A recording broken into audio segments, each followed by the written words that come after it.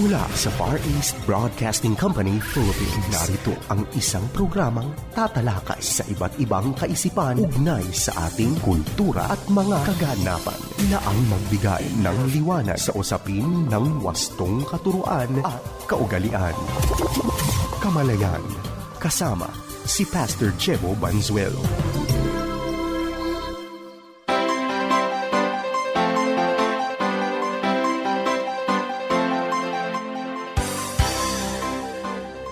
Isang mapagpala at mabiyayang araw mga kapatid. Ito po ang inyong lingkod, Pastor Jebo Banzuelo, at kayo po ay nakikinig sa programang Kamalayan. Tayo po ay nagpapasalamat sa Panginoon sa muli na namang pagkakataon ng pagsasama-sama upang tayo po ay mag-aral ng salita ng Diyos. At para po sa kabatiran ng bawat isa, ang programang Kamalayan ay napapakinggan sa FEBC Radio TV. Tayo po ay maaari ding mapanood sa Facebook Live at YouTube channel ng 702 DZAS FEBC Radio TV, gayon din sa Channel 185 sa GCTV, tuwing linggo alas 7 hanggang alas 7:30 ng umaga. At tayo po ay maaaring masubaybayan sa radyo gamit ang 702 DZAS sa NCR. Pwede rin po sa Northern Luzon gamit naman ang 1143 DZMR, sa Visayas gamit po ang DYVS, at syempre sa Coronadal, South Cotabato gamit naman po ang DXKI FEBC. Salamat po sa inyong pagsama sa ating pag-aaral. Ating pong pinag-aaralan, pinag-uusapan ang tungkol sa pagtatagumpay ng isang iglesia. Paano nga ba natin masasabi na ang isang iglesia po ay matagumpay? Ayan, marami hong sukatan. Actually, yan po ay isang bagay na masasabi nating through the years, no, ay talagang pinag-uusapan, pinagdedebatihan kung paano ba susukatin ang tagumpay ng isang iglesia. At babalik tayo doon sa kaisipan na ano nga ba ang isang matured and successful Christian. Yan. Kaya ko po nasabing pinagdedebatihan dahil iba-iba ng pananaw at paminsan po ang nagiging pamantayan at sukatan natin ay mga bagay na pag ating sinuri ay hindi naman pala iyon ang sukatan ng banal na kasulatan. Gustong-gusto ko yung sinabi ng isang author. Ang sabi niya, ang sukatan daw po ng success ng isang church is not the seating capacity but the sending capacity of the church. Bagamat mahalaga po na meron tayong marami na mga dumadalo, pero pare-parehas nating alam na may mga pagkakataon po na yung dami ng dumadalo ay hindi naman po nangangahulugan na sila po'y naroon for the right reason.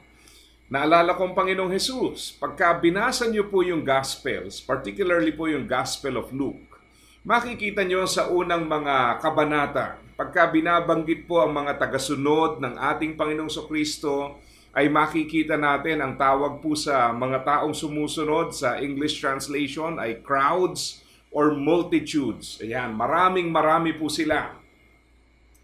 Ang nakakalungkot lang, ang Panginoon mismo ay hindi po satisfied sa kanilang level of obedience. Kaya nga, pagdating po natin sa bandang gitnang bahagi ng aklat ng Lucas, matatagpuan natin yung sinasabing the cost of being a disciple, na kung saan ang ibig sabihin po nito ay hinarap at kinumpronta ng Panginoon ang mga sumusunod sa Kanya. Itong pinakain niya ng 4,000 excluding women and children. At one time, meron namang 5,000 excluding women and children. At kinumpronta niya at Kanyang kinausap. At sinabi niya kung talagang nais niyong maging tagasunod ko. And then He stipulated ito pong mga dapat na taglayin upang sa ganoon ay mabigyang lugod ang Diyos sa kanilang pagsunod. So nangangahulugan lamang mga kapatid na maaaring meron tayong pagsunod, pero yung pagsunod na yon is because of personal benefits, maybe sometimes out of curiosity, or siguro dahil because of yung tinatawag nating popularity. Dahil nung time na iyon, ang Panginoon po ay maraming tagasunod at sikat na sikat siya dahil sa kanyang mga ginagawa rin namang himala. Pero batid po natin na patungo sa dulo ng kanyang buhay dito sa mundo, alam natin na unti-unting naubos ang mga tagasunod na ito. Ang katunayan nga, yung isang malungkot na paglisan ng mga tao ay matatagpuan natin matapos po yung tinatawag na triumphal entry. Di ba? Pumasok ang Panginoon sa Jerusalem, siya po ay winelcome ng napakarami at inaalala po ng marami ito sa panahon ng Holy Week, di ba? Yung linggo ng palaspas, kasi dyan po yung time na yung kanilang balabal, yung kanilang mga palaspas, kinuha po nila yan at nilatag sa Panginoon, and they were shouting Hosanna. But of course, as we know, sang-ayon po sa kasaysayan, sa loob lamang ng ilang mga panahon, babalikwas na mga taong ito. Mula sa mga sumisigaw ng Hosanna, ay sinasabing karamihan sa kanila ay sila ring sumisigaw ng crucify Him. At nakita naman natin kung paanong pagdating po sa time ng crucifixion ay nawala ang mga taong ito. So, bakit natin iniuugnay? Dahil lang tao po may kanya-kanyang dahilan why they come. Kaya nga sabi natin, hindi yung seating capacity. Kasi talaga naman kung gusto mong paramihin ang dumadalo, marami hong paraan. Pero yung sending capacity ay nangangahulugan, yung mga tao po ay ating nahubog, ating nahamon, at ating napahayo para sundin at gawin ang kalooban ng ating Diyos. Kaya tama rin yun na yung sending capacity nagpapakita po ng lalim ng mga taong dumadalo. No? Yung seating capacity, they may come for their own selfish reasons. Hindi natin nila lahat, pero posible yan. Pero sa sending capacity, they understand that they have a mission to fulfill at yung mission iyon ay meron silang partisipasyon. So natutunan po natin sa pag-aaral na isang mahalagang aspeto para malaman kung ano po ang sukatan ng tagumpay ay makikita natin sa dalawang grupo ng talata. Yung isa po is the Great Commission, na kung saan tayo po ay binigyan ng utos na humayo at gawing alagad ang mga bansa. Yung isa po ay yung pong greatest commandment. Tinanong si Jesus kung alin ang pinaka-importante sa lahat ng mga utos. At sa halip po na bigyan ng ranking ng Panginoon, ang kanya pong ginawa ay pinakita niya yung diwa ng kautusan. At mula po roon ay makikita natin ang 5 layunin ng Iglesia. We can summarize it into these 5 statements. Ano po? Una, to celebrate God's presence, and we call that worship, pagsamba. Pangalawa po is to demonstrate God's love, and that is ministry. Pangatlo is to communicate God's word, and that is evangelism. Pang-apat, to incorporate God's people into God's family. Yan po ay fellowship. And then to educate God's people, we call that discipleship. So worship, ministry, evangelism, fellowship, and discipleship. At yung ibang mga bagay na ating ginagawa sa iglesia ay pumapailalim po sa 5 iyan. At marahil may iba pa rin pong mga paraan ng pagsasaad ng statement ng isang iglesia o yung kanyang purpose statement. Pero mahalaga pong makita natin itong mga bagay na ito. Bakit? Kasi sa pamamagitan po nito ay maaari nating masukat kung kumusta na ang progreso ng isang iglesia. Napakahirap no? Parang yung sa Hebrews. Naalala ko po yung sa Hebrews chapter 5 patungo po ng chapter 6. Ito pong partikular na talata na ito ay merong tinuturo sa atin. Kasi itong Hebrews chapter 5, tinatalakay po niya yung pag-usad sa pananampalataya patungo ng chapter 6. Ang sabi ho rito sa Hebrews chapter 5, verse 11, hanggang doon po sa verse 14. So let me read the passage. There is much more we would like to say about this, but it is difficult to explain, especially since you are spiritually dull and don't seem to listen. You have been believers so long now that you ought to be teaching others. Instead, you need someone to teach you again the basic things about God's Word. You are like babies who need milk and cannot eat solid food. For someone who lives on milk is still an infant and doesn't know how to do what is right. Solid food is for those who are mature, who through training have the skill to recognize the difference between right and wrong. Tingnan niyo po yung sinabi sa verse 12.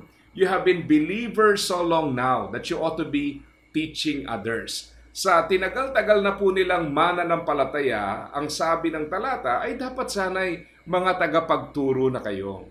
Pero yun nga ang problema, paminsan po akala natin ang sukatan po ng maturity ay yung haba ng panahon natin sa iglesia. Bilang isang pastor ay marami na rin po akong narinig na mga versions ng ganitong kaisipan. May time po na sasabihin ng iba, wala ka pa rito, narito na kami, na animoy ang kaisipan ay yung kanilang maturity ay dahil sa hinaba ng panahon na sila po ay nasa isang iglesia. Ang reality po, we can grow old without growing up. Growing old and growing up are two different things. Magkaiba yan. Yung growing old o pagtanda, kahit walang effort, talagang tatanda tayo di ba? Kahit nga sa physical yan naman talaga reality. Nilalabanan nga natin yung pagtanda sa physical, di ba? Marami tayong ginagawa at mga exercise, mga diet routines, kung ano-anong mga regimen to make sure that we still feel young, look young, and act young. Hindi naman yung immature, kundi ang ibig sabihin po yung sigla nandun pa rin. Pero pag sinabi po nating growing up, ayan po, it does not come naturally. Ang pagtanda, it will come naturally. Kahit na nagpupursigi kang magpabata, talagang dadalhin ka ng panahon sa punto na kung saan mararamdaman mo yung epekto ng pagtanda, di ba? Pero yung pong growing up, that takes effort. Hindi po lahat ng tumanda nagmamature. Kaya nga sabi rito, tagal nyo ng mananampalataya, dapat sana yung mga tagapagturo na kayo. Pero ang paliwanag nga ng author ng Hebrews, hanggang ngayon, nandun pa rin kayo sa mga pundasyong aral at saka hindi pa rin kayo handa sa mas malalim na katuruan. So yan po ang nakakalungkot na reality. Dahil walang sukatan kung meron bang progress at hindi intentional sa paglago, maaaring dumarating at lumilipas ang panahon pero naroon pa rin tayo sa kaparehas na kalagayan. At hindi nga lang yon, baka nga ang tendency pa, hindi lamang tayo nabalaho sa kaparehas na kalagayan, maaaring nagde-deteriorate pa nga tayo. Kaya paminsan yan din ang ating babantayan. Kasi pag wala po talaga tayong mga measurements ng success, o kaya mali ang ating measurement ng success, mahirap pong unawain yung progress. Maaring ina-assume natin na merong progreso pero in reality hindi. Kung iuugnay pa natin yung inaral natin sa aklat ng unang Korinto, if you remember, ginamit nila yung kaloob. So kung ang paggamit lamang ng kaloob ang basihan po ng ating paglago, abay yung pong binabanggit doon sa unang Korinto maganda sanang modelo, pero alam po natin ang nangyari, ginamit nila ang kaloob pero ang naging epekto po nagkaroon ng dibisyon, pagkakampi-kampi, at ang kanilang pagtutuon at loyalty ay naparoon sa mga human leaders sa halip na sa ating Panginoon. So nakakalungkot pong reality yan at kailangang i-check tayo sa mga aspetong ito. Kaya again, as believers, importante po na tayo po'y maging intentional. So isa pong aspeto para ma-check natin ang pagtatagumpay, ikumpara natin sa layunin ng isang iglesia kung kumusta po ang tinatakbo ng ating iglesia. Okay, pangalawa, tingnan po natin yung stability ng iglesia. Ito po'y nabigyang diin natin sa isang pag-aaral. Sa Ephesians chapter 4, 14 to 16, ito naman po ang sinasaad. Kabanata 4 ng Efeso, ang talata po ay 14 hanggang 16. So Ephesians chapter 4, 14 to 16. Ito hong parting ito ng Efeso ay nakabahagi na doon sa practical application. Kasi kung inyo pong titingnan ang mga sinulat ni Apostol Pablo, kadalasan po merong malinaw na paglipat mula sa doctrinal o ano po yung katuruan and then yung practical, paano ba natin isasabuhay ito. So ito po'y humahanay na doon sa practical application. So let me read verse 14 to verse 16.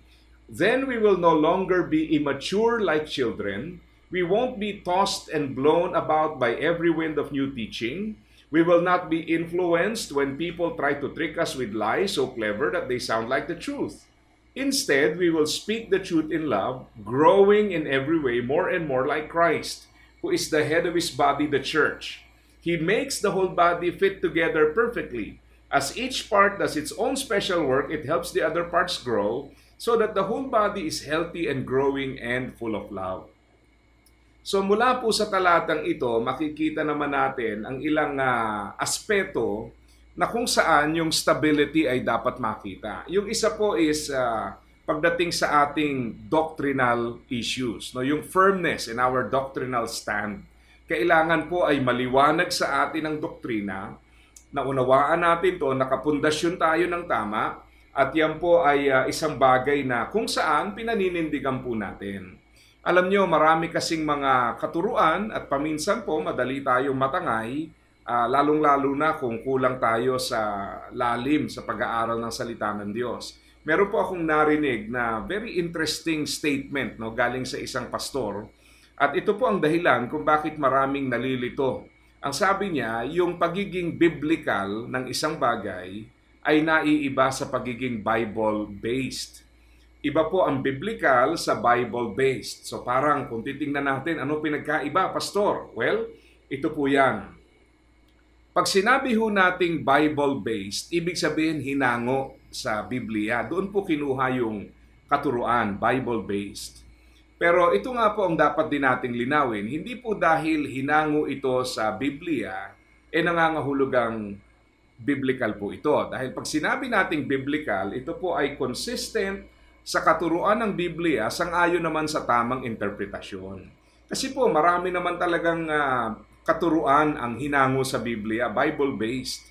Pero hindi naman lahat ng hinango sa Biblia matuturing nating ginamitan ng tamang interpretasyon. Kaya nga, kung papansinin niyo po, ang dami-daming katuruan galing sa Biblia, pero bakit iba-iba? Yung iba ho, hindi lamang magkakaiba, magkakasalungat pa, no? Yung talagang totally ay naiiba. Kasi po, merong tinatawag na Bible-based and biblical. Anything taken from the Bible is considered as Bible-based, pero yung biblical po should be according to proper interpretation. Yan naman po ang marapat nating tatandaan. Kaya po pagka ang isang tao ay merong malalim na pagkaintindi sa Biblia, hindi siya madaling matatangay nung anything Bible-based. Kaya ko po nasabi yan, dahil may mga tao na pag nakarinig, nakapanood, may nakita na nagtuturo at ang kanyang ginamit ay Biblia, para bang okay na to? Pero ang reality po niyan kagaya po ng mga taga-Berea na binanggit sa Aklat ng Mga Gawa, kailangan nating siyasatin kung talagang yun nga ba ang sinasabi ng banal na kasulatan. So isa po is firmness in our doctrinal stand. Pangalawa, yung firmness when it comes to our commitment to love each other. Yan po, kasi ang totoo po, ang pagiging mananampalataya ay hindi madali. Bakit? Lahat tayo works in progress. Yan pong reality. We are all works in progress. Totoo naman yan. Hinuhubog tayo at syempre pag pinagsama-sama mo yung mga taong works in progress, natural, asahan natin na nandyan po ang challenge para sa bawat isa. Hindi talaga magiging madali. Dahil yung imperfections natin, isasama mo pa sa imperfections ng iba, so ang mangyayari po talagang as we serve, may ma-experience tayo mga challenges and difficulties. Pero ang kainaman mga kapatid ay ito. Kung tayo po ay lumalalim sa pagkakilala sa Panginoon, sabi nga we learn to love as Jesus loves. Kung ano po yung pag-ibig ng Panginoon ay siya namang pag-ibig na nasa atin. Siyang pag-ibig na ipararanas natin. Siyang pag-ibig na ating naipapakita sa iba. So yun naman ang maganda ron. Kaya sabi nga kagaya po ng paglago sa ating physical, meron din paglago sa spiritual. At yan naman po is to become Christ-like. And then meron tayong active participation. Ito naman yung commitment pagdating sa service. Sabi sa Ephesians 4:16, as each part does its own special work.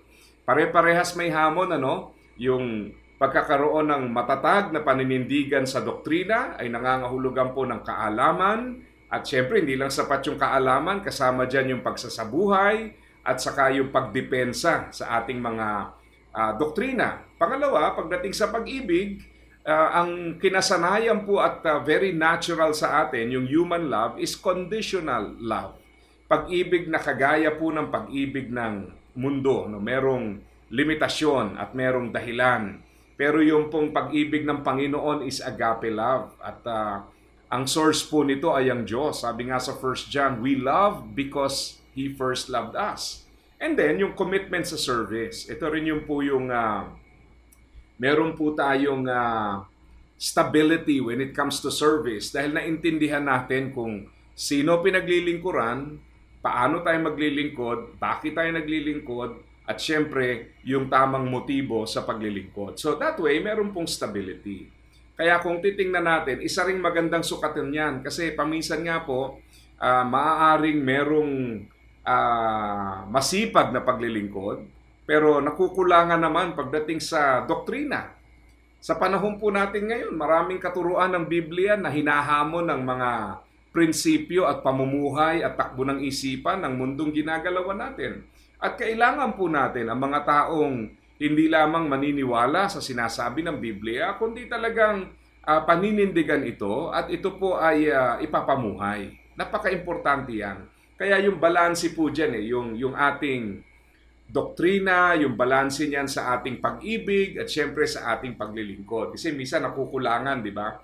May paglilingkod, kulang sa pag-ibig, kulang sa doktrina, o paninindigan sa doktrina, or maybe the other way around. Pero ang bottom line, itong tatlong bagay na ito ay pare-parehas pong importante. At nakita po natin sa ating pag-aaral ang isang napakagandang halimbawa. Going now to the practical application, yung pong Macedonian Church na makikita natin sa Aklat ng Korinto. Ang iglesyang masasabi po nating very good model dahil sa sila po ay naghihirap pero sa kabila po noon sila ay naging pagpapala. At sila po ay ginawang huwaran ni Apostol Pablo. Ang sabi po rito sa 2 Corinthians chapter 8, verse 1 hanggang doon po sa verse 2. Now I want you to know, dear brothers and sisters, what God in His kindness has done through the churches in Macedonia. They are being tested by many troubles, and they are very poor. But they are also filled with abundant joy, which has overflowed in rich generosity. So ilang katangian po ang ating makikita which would be a good example to us. One, it is a compassionate church. Isang iglesia na hindi lamang niya nakikita yung pansariling pangangailangan, kundi tumatanaw ng higit pa rito. Alam mo, isang magandang sukatan ng tagumpay ng iglesia, ito po kasi paminsan, yung bang doon lang tayo nakatuon sa ating sariling pangangailangan and we do not see beyond.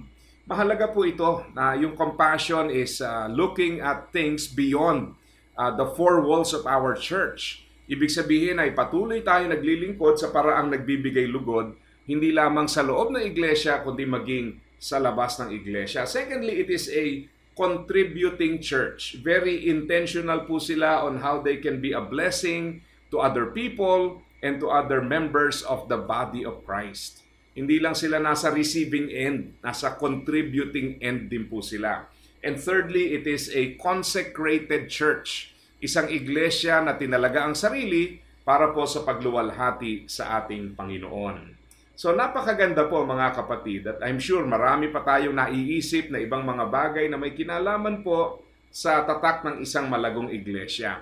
At nawa itong ating mga pag-aaral ay nagmulat sa atin sa mga pamantayan, kaisipan, at ito po'y makatulong para maging intentional tayo sa paghahangad ng kalooban ng Diyos sa lahat ng ating ginagawa. Dito po tayo pansamantalang nagtatapos mga kapatid. Ito po ang programang Kamalayan na napapakinggan sa FEBC Radio TV. Tayo po ay napapanood sa Facebook Live at YouTube channel ng 702 DZAS FEBC Radio TV. Gayon din sa Channel 185 sa GCTV. Ito po ang inyong lingkod, Pastor Jebo Banzuelo, pansamantalang nagpapaalam at nagpapaalala sa bawat isa na ang buhay na ginagamit ng husto at wasto ay walang pagsisisi pagdating sa dulo. God bless po sa inyong lahat. Iyong napakinggan ang Kamalayan. Para sa iyong mga tanong, komento at suhestyon, mangyaring bumisita sa ating Facebook fanpage, Kamalayan FEBC. O mag-email sa kamalayan@dzas.febc.ph.